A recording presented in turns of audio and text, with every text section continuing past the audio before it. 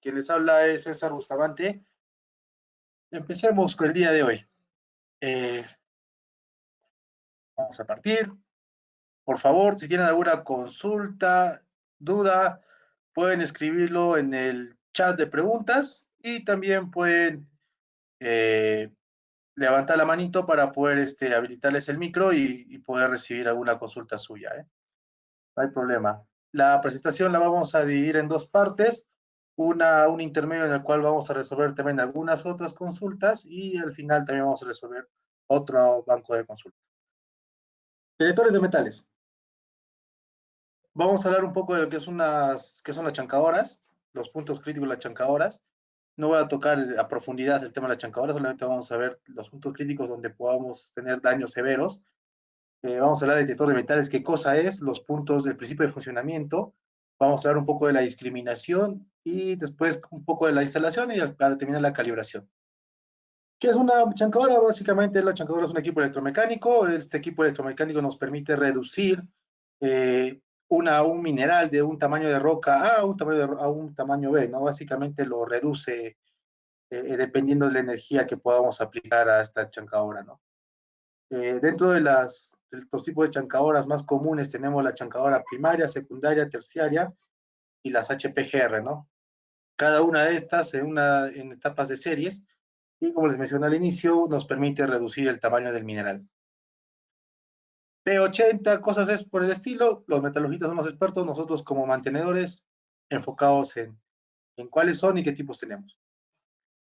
Bueno, este es un típico circuito de chancado, como podemos observar el mineral ingresa a una chancadora primaria, pasa a una central de almacenamiento, un stockpile, pasa a tener unas arandas, lo que no se reduce pasa a la siguiente etapa, ¿no? Que sería una chancadora secundaria, nuevamente se pasa por las arandas, lo que no pasa por las arandas pase hacia un chancador terciario. ¿Cuál es el fin que tiene esto? Que todas las partículas que pasen al circuito de molienda tengan similar tamaño de partículas o estemos dentro de las mallas que nos pide el área de metalurgia. Pero ¿qué es lo importante? Lo importante es lo siguiente, si nosotros tenemos una falla en una de las chancadoras, en automático tenemos una parada total de planta. ¿A qué se refiere con esto? Que el circuito quede interrumpido. ¿Cuál es el principal motivo para que una chancadora falle? Básicamente que un metal entre a la chancadora y este metal dañe las corazas y los ejes. Entonces, ahí ya tenemos un gran problema. El problema más mínimo quizás es una parada inesperada de la chancadora, se suben las alarmas, para los motores y básicamente para la planta, ¿no? Como digo, lo mínimo sería que ir y sacar el metal, eso te demora tiempo y ya estás perdiendo producción. La siguiente etapa, ¿cuál sería? Que se te dañe alguna coraza. Ahí sí hay otro problema, más serio. ¿A qué me refiero? Mayor tiempo en mantenimiento. Lo catastrófico, que entre el metal, se amarre con las corazas, la chancadora no se detenga y dañes algún eje motriz. Ahí sí tienes un serio problema. ¿Qué implica? Horas de parada, costos muy grandes para poder reparar la chancadora y bueno, sobre todo mucha bulla en la planta, ¿no? Tener el área de chancado parada por demasiado tiempo, producto de algún evento que se pudo evitar, es crítico para cualquier persona encargada del área de mantenimiento. Costos asociados, ya lo saben, ¿no? Si mi planta es de 120 toneladas por hora, 120 por las horas paradas, multiplicado por el costo de producción, eso es lo que ustedes estarían perdiendo básicamente por tener parada la chancadora. Algunos puntos críticos, como les había mencionado, ¿no? Si un hinchancable entra a la chancadora, lo que podemos es, lo que puede pasar es lo siguiente, daño en las corazas, vamos a prender el puntero láser, daño en las corazas, y lo otro sería daño en los ejes. Acá una pequeña fórmula que les va a permitir determinar cuánto les costaría tener la chancadora parada, ¿no? Obviamente, dependiendo del tamaño de su chancadora, el tiempo de reparación va a cambiar. Si tenemos mucho tiempo, tenemos una chancadora muy grande, como estaríamos usando una chancadora primaria de Antapacay, Las Bambas o de Sauder, ahí sí el cambio demora muchas horas, ¿no? Una chancadora, digamos, hablamos de, por ejemplo, Volcan, Santa Luisa, no son muy grandes, pero igual, o sea, el tiempo es un poco más corto, ¿no? Entonces, mucho cuidado en ese punto. Pueden ver ahí, esos son los puntos críticos que pueden afectar a su chancadora producto de un hinchancable, ¿no? O de un metal que ingrese a la chancadora. Para poder mitigar o poder bajar, reducir el riesgo de que ingrese un hinchancable o un metal a una chancadora, se desarrolló una tecnología y esa tecnología se llama detectores de metales. Obviamente los detectores de metales se ubican en la planta de chancado o antes del ingreso a algún circuito molienda, ¿no? También una aplicación muy común es en los circuitos de Pebbles, ¿no? Porque en los Pebbles tenemos bastantes villas de metal, entonces esto también nos va a permitir proteger a las chancadoras de Pebbles y también evitar el ingreso de más bolas al molino, ¿no? Eh, el ingreso de bolas al molino no es un riesgo, pero sí podría malograr el arreglo de los, ¿cómo le llaman? De los chips de molienda para que puedan, es un tema ya mucho más metalúrgico, ¿no? Pero lo importante ahí es cuidar a las chancadoras de Pebbles, ¿no? Eh, bueno, siempre me han preguntado, ¿qué va primero, el detector de metales o el electroimán? Bueno, en un circuito común, el electroimán se coloca antes del detector. ¿Qué tenemos acá? El electroimán es un extractor de metales, o sea, levanta los metales que están presentes en la cámara mineral. Los metales que no han podido ser extraídos por el electroimán van a ser detectados por el detector de metales. Entonces, estos dos elementos trabajan de forma complementaria. No es que el electroimán sea mejor que el detector. Ambos se complementan. Teniendo ambos, ¿puedo reducir el riesgo? Sí. Teniendo uno, también. Pero teniendo los dos, la reducción de riesgo es mayor. Entonces, por eso ustedes, cuando tengan que seleccionar un equipo, tendrán que dimensionar una faja transportadora en el área de chancado y tengan la necesidad de colocar un extractor o un detector, siempre pónganlos de manera que sean complementarios. Esto les va a permitir minimizar el riesgo de ingreso de un hinchancable. Puntos a tomar en consideración. El electroimán es un elemento muy grande y muy pesado. Mientras más grande sea el electroimán, más grandes van a ser las piezas metálicas que vas a extraer. Y también más caro va a ser el valor del electroimán. Estamos hablando de valores por encima de los 100,000, $120,000, ¿no? Entonces, si ustedes tienen una faja de 24 pulgadas, de 18 pulgadas, obviamente el electroimán les va a salir un poco más económico que si tuviesen una faja de 36. A medida que se incrementa el tamaño de la faja, también se va a incrementar el tamaño, se va a incrementar el precio del electroimán. Y el equipo complementario, que es el detector, les va a permitir tener una barrera más de protección, pero el costo de estos equipos son un poco más económicos. Estamos hablando de unos 12,000 a 13,000 dólares cada uno de los equipos. ¿Ok? Entonces, ahí tienen que ustedes ver el costo-beneficio de cada una de las tecnologías que van a usar, una y otra, de cada una de las tecnologías que van a utilizar. Digamos, eh, todos los detectores de metales funcionan bajo el principio de corriente de Eddy. ¿Qué indica el principio de corriente de Eddy? O corrientes parásitas.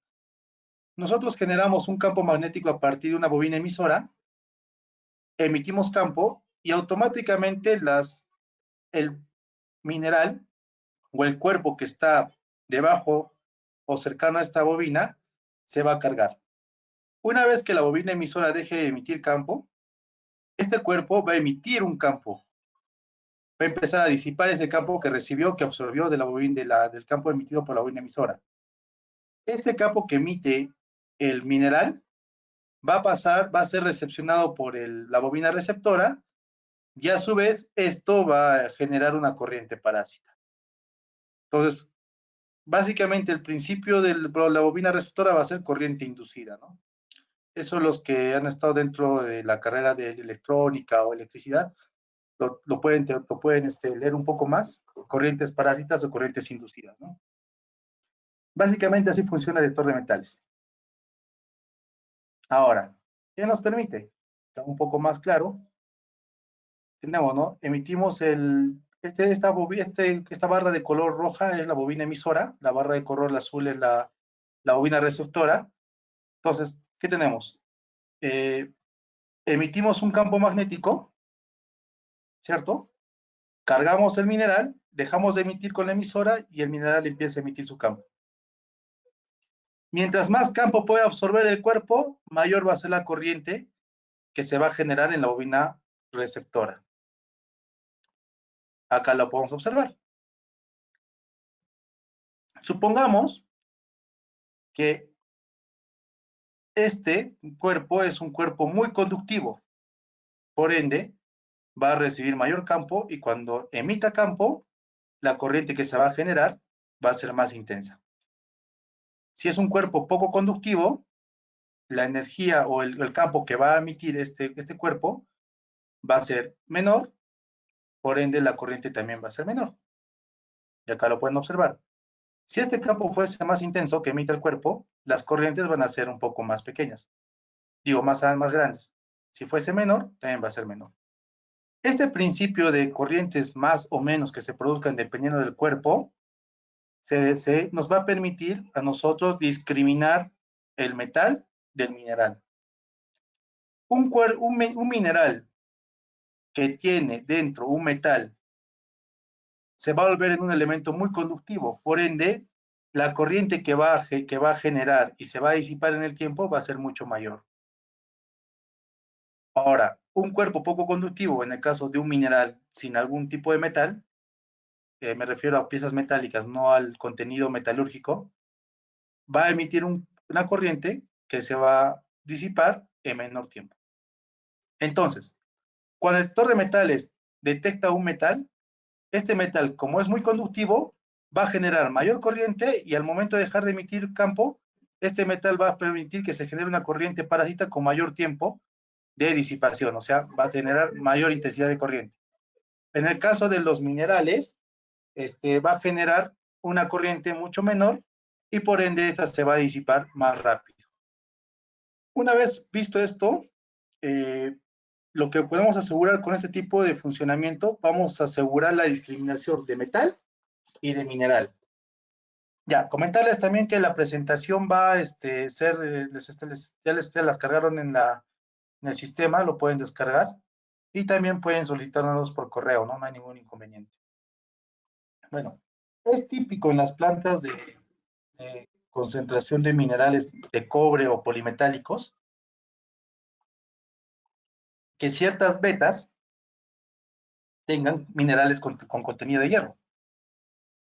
Estas vetas, estos minerales con contenido de hierro, sea la magnetita, la pirotita, la pirita, eh, pueden generar algunos falsos disparos en el detector. ¿Debido a qué? Debido a que el contenido de hierro que tienen las rocas puede ser similar al tamaño de partícula que queremos detectar. Entonces, en ese punto es donde quizás podamos generar falsos disparos. Pero ¿cuál es la buena noticia? Que este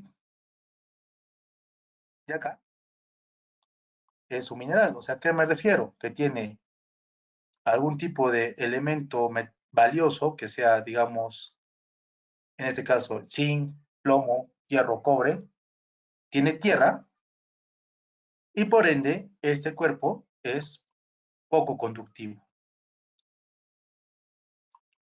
A diferencia de estos clips, de estas pequeñas láminas o varillas de hierro, que son netamente metales, que obviamente al ser metales con pocas impurezas, ya son más conductivos. Dos cuerpos que son distintos, tienen los mismos elementos hierro en común, pero las concentraciones son mayores y aparte el contenido de impurezas es menor. Entonces, aquí podemos diferenciar dos cosas, ¿no? ¿Qué nos genera los cuerpos con alto contenido de hierro? Falsos disparos, paradas inesperadas, obviamente, y pérdida de producción. Me ha tocado muchas veces ir a una planta en la cual me dicen, oye, mi detector está rayado. ¿Pero por qué? Le digo, porque genera falsos disparos. Ya. ¿Y ya has preguntado al área de metalúrgica si están en una beta con mineral de hierro? No, no sé. Bueno, pregúntales primero, porque de repente tienes contenidos metálicos que están siendo confundidos con metales porque el detector está muy sensible. Lo que tenemos que hacer es, uno, cambiar algún filtro o dos, bajar la sensibilidad, de tal forma que podamos discriminarlo, ¿no? Eso los que están dentro del negocio lo van a saber que es casi muy común y típico algo típico en la planta de chancado.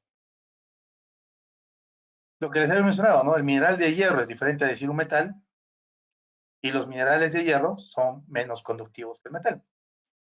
Y se cumple en el cuadro, ¿no? Un mineral de hierro es menor conductivo, que está acá la curva, esto es el tiempo, que un metal. Entonces, la corriente que genera el metal se va a disipar en mayor tiempo que la corriente que genera el mineral. Thermo Fisher ha generado una tecnología en la cual nosotros podemos configurar un filtro, se llama filtro de barrera o ventana, que nos permite colocar una barrera de tiempo en la cual nosotros podamos decir metal, mineral. ¿Qué pasa? Cuando la corriente demora mucho tiempo en disiparse y llega con la barrera que nosotros hemos configurado, que puede ser un valor de 3 o 4, se activa la alarma y genera metal detectado. Entonces, de esta forma nosotros garantizamos la discriminación de un metal dentro de un mineral con alto contenido de hierro. Oye, César, ¿y esto cómo se configura? Fácil, en la opción de menú del detector de metales coloca simplemente el número que tú veas por conveniente, ¿no? Oye, pero ¿qué número me recomiendas? Bueno, en el Perú normalmente usamos el 3 o el 4, eso depende de las pruebas que hagamos con el equipo al momento de calibrarlo. De lo que les he mencionado, discriminación de hierro garantizada, lo más importante. Ya, otra pregunta muy común respecto al detector de metales es, ¿cómo determino el tamaño de partícula a detectar? Bueno, te doy la buena noticia que el tamaño de partícula a detectar lo determina la distancia entre las bobinas. Esta distancia entre bobinas,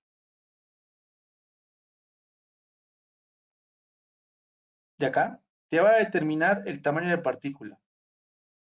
Si la distancia es menor, el tamaño de partícula va a ser mayor, es inversamente proporcional. Si se incrementa la distancia entre bobinas, el tamaño de partícula a detectar o el tamaño de pieza metálica a detectar se va a incrementar. Entonces, miento, perdón, es directamente proporcional, disculpe. Entonces, ¿qué tenemos acá? A mayor distancia de, la partícula a detectar crece. A menor distancia de, la partícula a detectar se reduce. César, pero en una faja de 24, el tamaño de la separación de bobinas va a ser distinta a una faja de 36. Obviamente que sí. ¿Por qué? Porque a mayor ancho de correa, la cama de mineral es mayor y por ende la distancia entre las bobinas va a ser mayor. Entonces, mucho depende del tamaño de partícula de qué? De la distancia entre bobinas y del espacio y del ancho de la correa. Otro parámetro importante es la velocidad. A mayor velocidad también puede incrementarse el tamaño de partícula. Y finalmente, la altura de la carga de mineral. Este es algo típico que en algunas unidades mineras me tocó en algún momento, que debido a la producción no tienen un arreglo regular, que puede ser de esta forma, ¿no? Sino por un tema de producción, la altura es muy atípica, ¿no? Para poder meter mayor carga. Obviamente, la altura del mineral va a ser una limitante para poder determinar la distancia entre bobinas. Mucho cuidado, señores. Ahí hay que tener en cuenta que si ustedes tienen la idea de poder detectar una pieza muy pequeña en una faja muy ancha, no va a ocurrir. ¿Ok? Y esto no es que aplique solamente a la marca Thermo Fisher, esto aplica para todas las tecnologías del mercado. Obviamente que nuestra marca se diferencia por la capacidad de discriminación de minerales de hierro contra los metales. Acá tenemos un pequeño cuadro comparativo donde tenemos los tres modelos que manejamos en Thermo Fisher, el diámetro esférico a detectar versus el espaciamiento entre las bobinas. César, yo tengo un espaciamiento de 18 pulgadas. Allá, obviamente aquí está el 18. Entonces, no, esto no es ancho de correa, ¿eh? Esto es espaciamiento entre bobinas, 18 pulgadas. Si yo manejo un Oleotronic 4-6, voy a detectar de media pulgada un poquito más, ¿cierto? Si manejo un Oleotronic 4-4, voy a detectar un 3 cuartos de pulgada. Entonces, como pueden observar, el Orotronic 4-6 es mucho más sensible que el Orotronic 4-4. Entonces, esto nos va a poder nosotros determinar el tamaño de partícula en la cual podemos estar, podemos lograr detectar, ¿no? Obviamente que estos parámetros que yo les muestro acá, estos valores, son valores ideales. ¿De qué va a depender esto? Nuevamente les digo, espacio entre bobinas, velocidad y altura de la cama del mineral. Entonces, estos parámetros nos van a determinar el tamaño, pero este gráfico nos va a ubicar en un rango, ¿no? Digamos así, así, en los cuales puede estar el tamaño de partícula. ¿Cuándo vamos a tener el valor real? Al momento de la calibración. Mucho también va a influir el tipo de mineral que tengan, ¿no? Si tengo un mineral con alto contenido de hierro, obviamente la partícula también va a crecer porque voy a tener que hacer un tema entre filtro y sensibilidad. Bueno, en este punto, a ver, vamos a ver si tenemos alguna consulta, alguien que tenga alguna duda para poder ayudarlo. Acá hay un Carlos César, bueno, a ver. Sí, puedes habilitar tu micro, ya yo te liberé acá. César, ¿qué tal? ¿Cómo estás? Buenas tardes. Sí, te escucho. Buenas tardes, Una Carlos. consulta. Hablabas del tema de la calibración, que es importante cuando se coloca un detector de metales sobre una faja. ¿Qué pasa si en ese momento de calibración tenemos una altura y una velocidad X, pero durante el proceso y durante la producción de una planta, tú sabes que la operación va cambiando distinto de acuerdo al tipo de mineral y de acuerdo a la producción? Entonces va cambiando, puede ser que un momento ajusten la velocidad de la faja y la altura de la cama del mineral.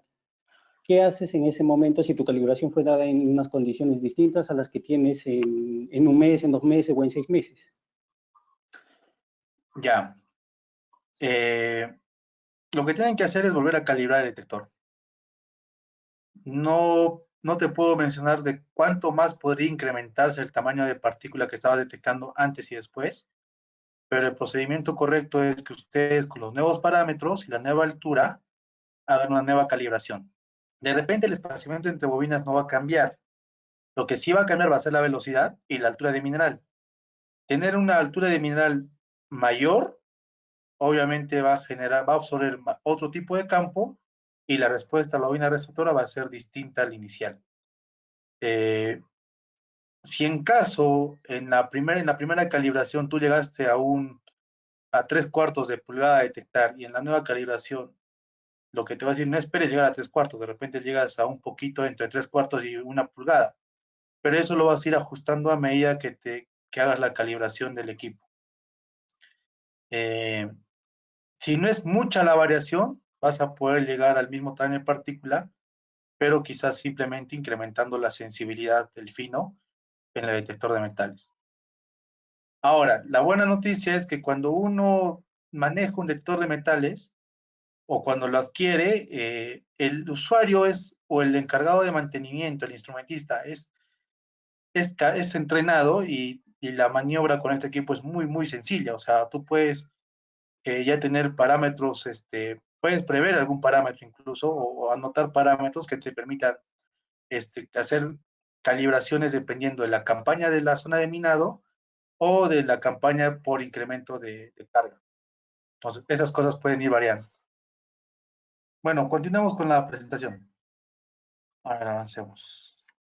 Bueno, un lector de metales está compuesto por los siguientes accesorios. Tenemos la bobina emisora, está acá, la bobina receptora, está acá, todo el cuerpo armado en fibra de vidrio, obviamente para evitar algún tipo de interferencia.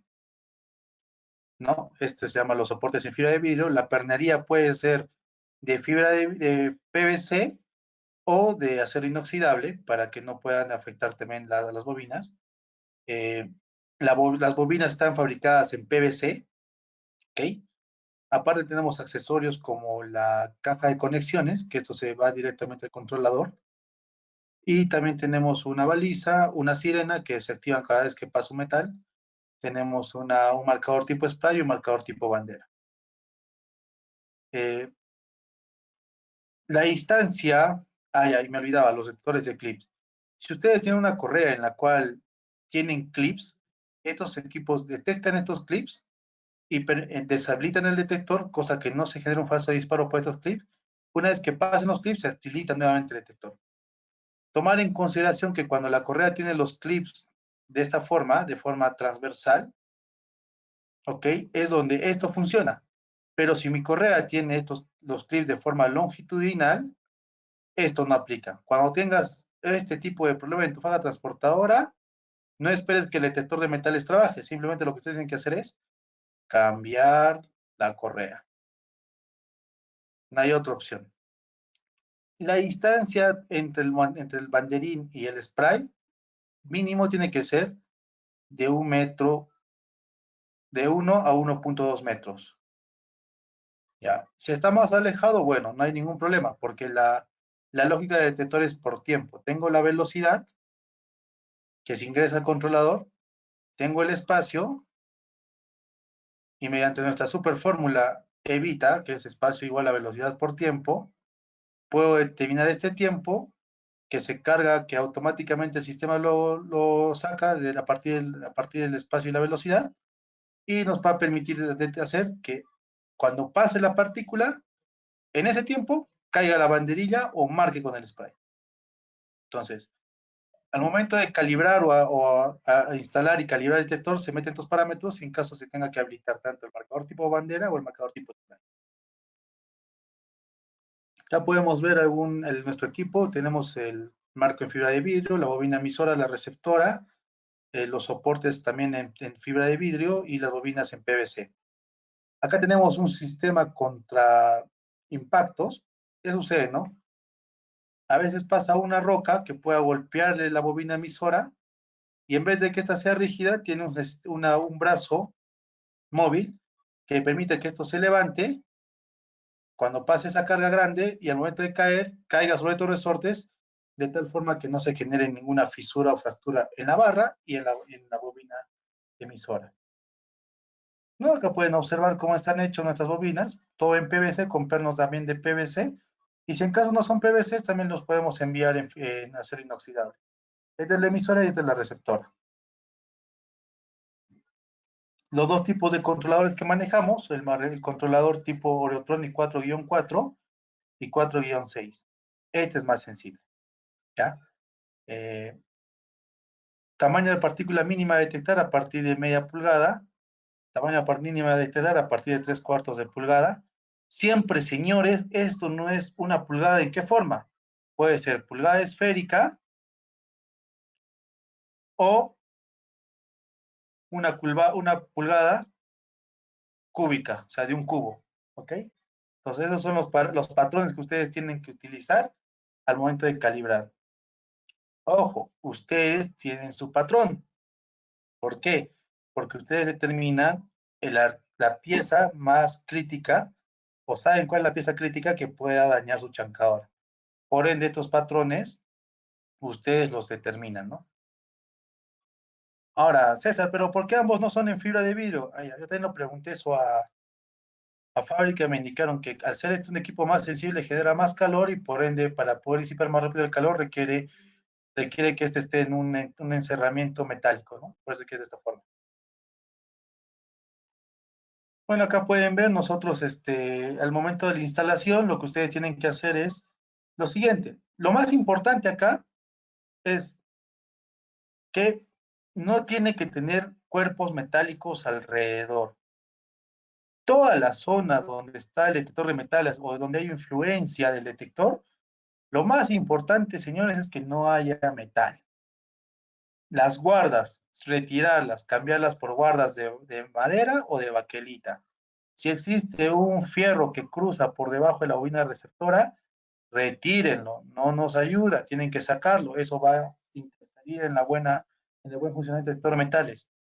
El espaciamiento de los polines, estos polines tienen que estar separados de forma equidistante y la mayor separación posible. Lo termo que hice, al menos 1.2, ya no puedo, ya 1, o ya no puedo 0.8, pero que sea 0.8 equidistante, de tal forma que podamos compensar el campo que jala uno con el otro. Otro punto importante, pueden usar rodillos de impacto, de goma, para reducir la masa metálica. O también lo que estamos haciendo en algunas empresas mineras, usar polines de acero inoxidable. Los polines de acero inoxidable no alteran el campo magnético. ¿Ok? Esto es lo más importante para que el detector de metales tenga éxito. Retirar la mayor cantidad de metales alrededor. Lo único que debería existir cercano al detector serían sus polines. Y esos polines o los cambian los rodillos con rodillos de goma o cambian todos los polines con polines de acero inoxidable. Acero inoxidable, ¿eh? No acero pintado con alguna pintura cromática o algo. Inox. Inox 316, si es posible. Mentira. 304 está bien. Puntos muy importantes para el detector. El detector de metales es como armar un Lego, no pesa. Todo el sistema de más o menos estará, para una faja de 24 18 está en 30 kilos, para una faja de 60 está en 50 kilos. Es fibra de vidrio, nada, muy ligero. O sea, no tienen por qué preguntar si va a pesar, es muy ligero.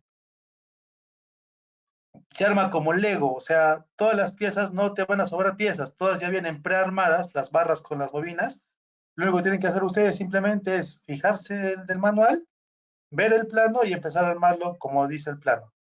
Las piezas son pocas, son emisora, receptora, barra de estabilizadora y soportes laterales.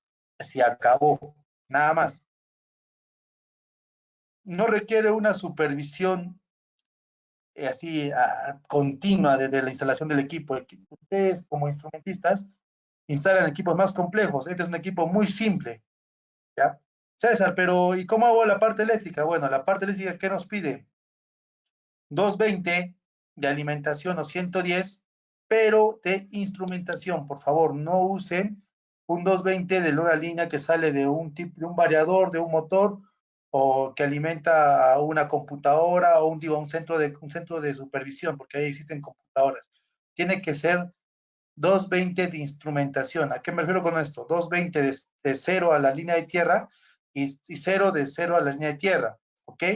Además, la fuente, además digo, el pozo a tierra tiene que ser un pozo a tierra para instrumentación, o sea, me refiero a menor a 5 ohmios, ¿ya?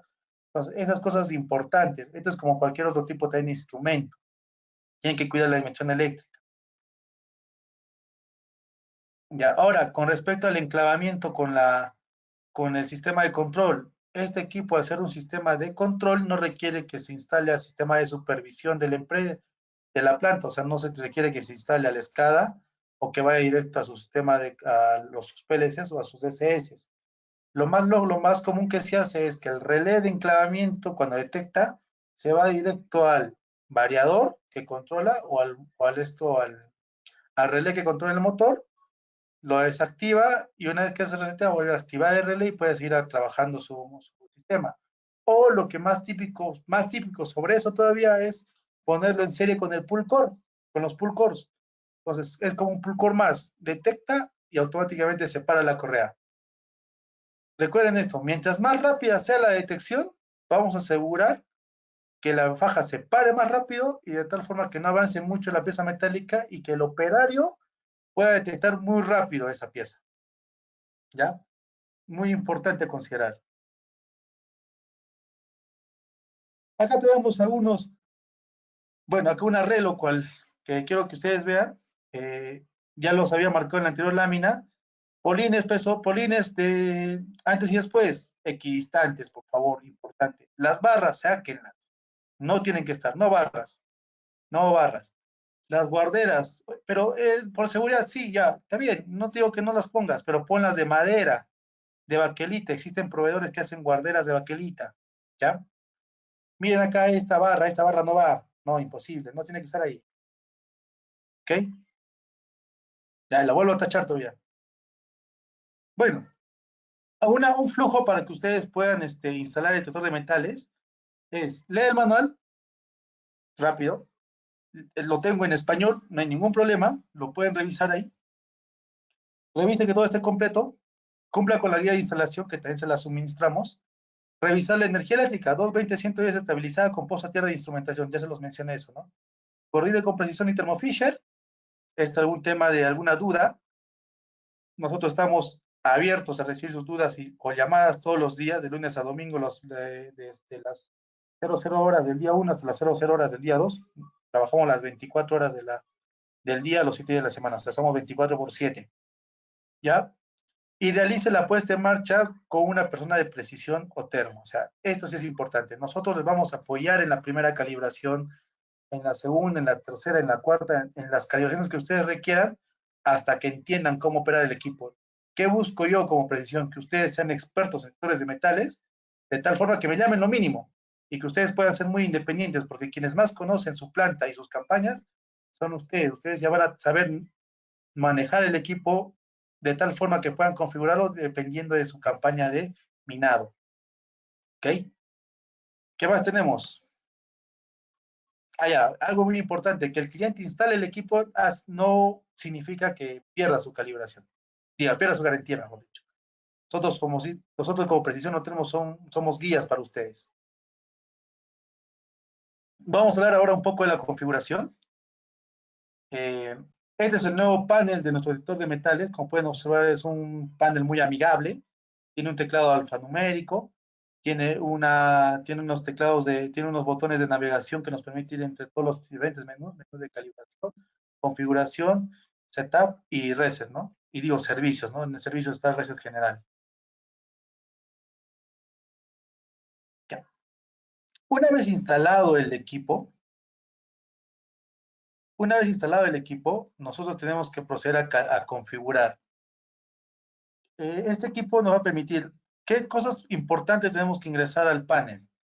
Uno, la velocidad. ¿Cuántos son los metros por segundo de la velocidad de metros por segundo de la correa? El código del material. La frecuencia de operación, es un valor por defecto, ¿no? Esto solamente es para algunas veces que tengamos dos tipos de vectores muy cercanos, podemos diferenciarlos para que el equipo no se confunda. Detección por reversa, sucede que algunas veces la faja funciona en doble sentido, por se puede activar esas opciones de detección en un sentido y en el otro, ¿no?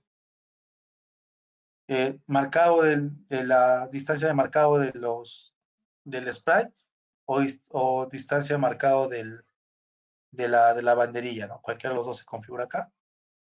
Y el tiempo de marcado, ¿no? Esto solamente aplica cuando tengamos un spray, ¿no? Para que emita un chorro con mayor tiempo.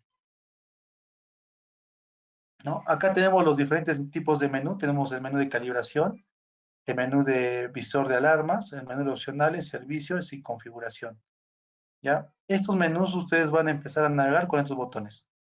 Ya acá. Estos son los botones para el menú. Entonces, acá pueden ver los diferentes tipos de funciones que se configuran. Nosotros donde realmente intervenimos bastante es en esta parte, en la de setup, y después en la de calibración.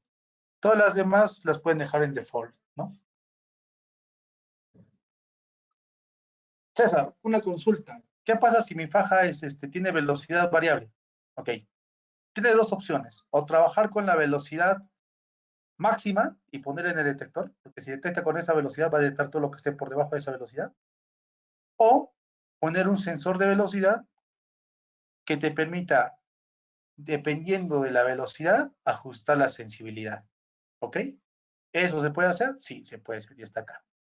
¿Es típico?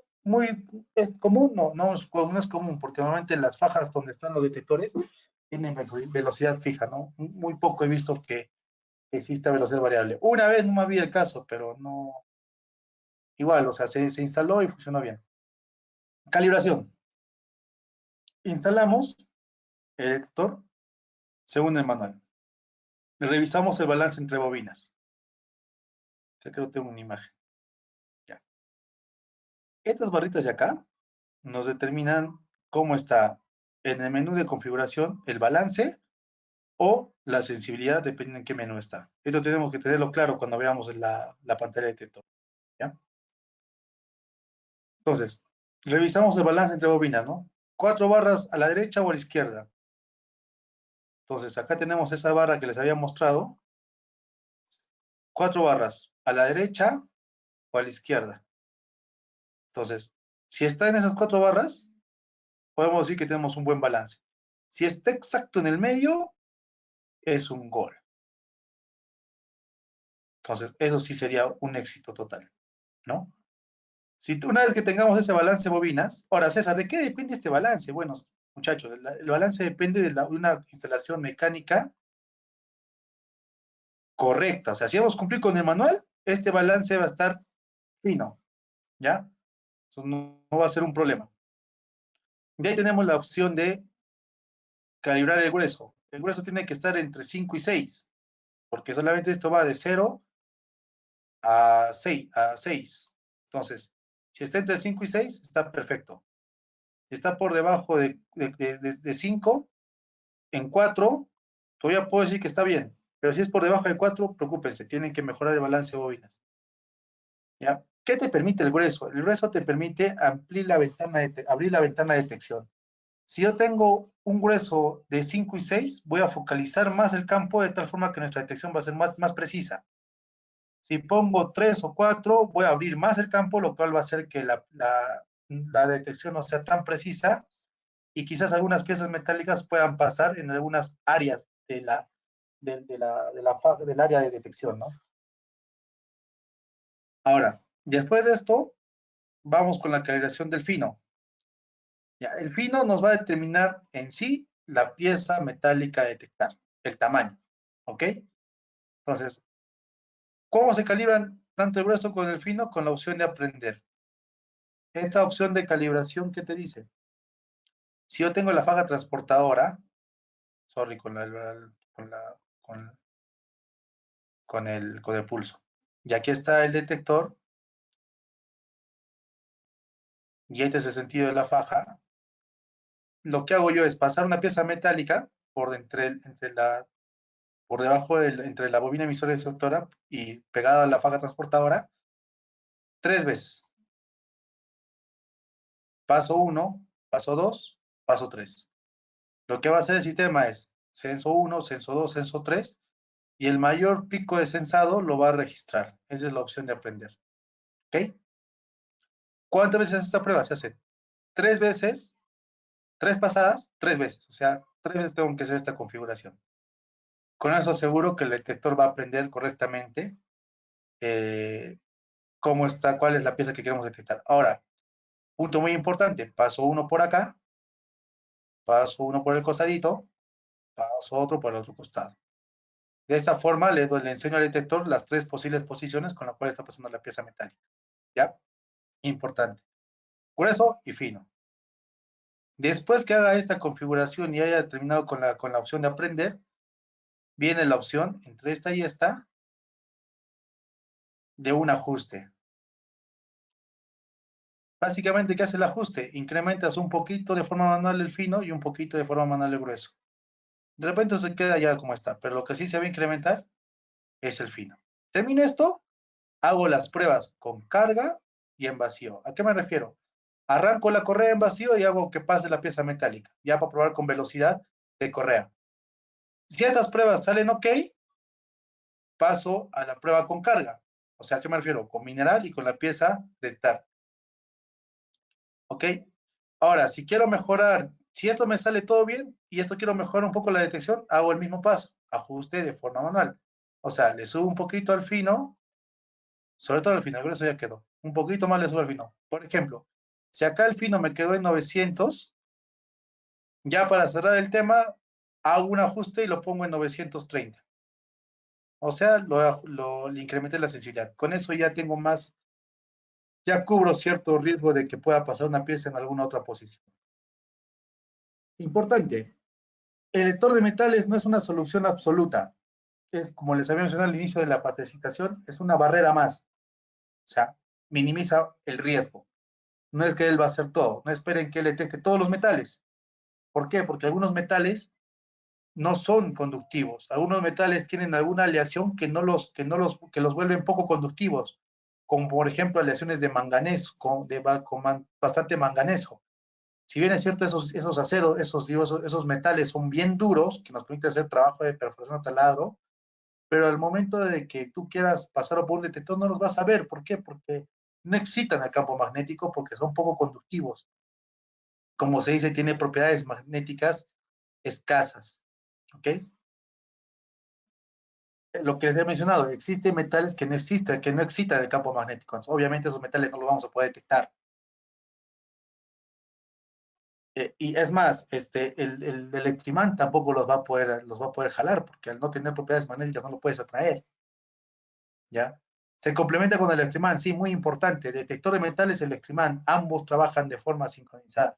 No tienes presupuesto de detector de metales, tienes presupuesto de detector de metales y electrimán, pero siempre el detector de metales tiene que estar ahí. ¿Por qué? Porque es uno, económico, y dos, te ve lo que realmente las piezas metálicas pequeñas o enterradas, ¿no? Lo cual no te va a permitir hacer con el electrimán. La posición y la forma del metal es determinante. Por ejemplo, no es lo mismo detectar una varilla, que detectar una villa. Son geométricamente distintas y además, si la varilla pasa de forma longitudinal o en el mismo sentido de la correa, no lo va a ver si en caso el diámetro de la varilla es menor al diámetro de calibración. Por ejemplo, si yo he calibrado mi detector a 1 pulgada esférica y paso una varilla con media pulgada esférica, media pulgada de diámetro, o claro, de diámetro, no lo va a ver. ¿Por qué? Porque el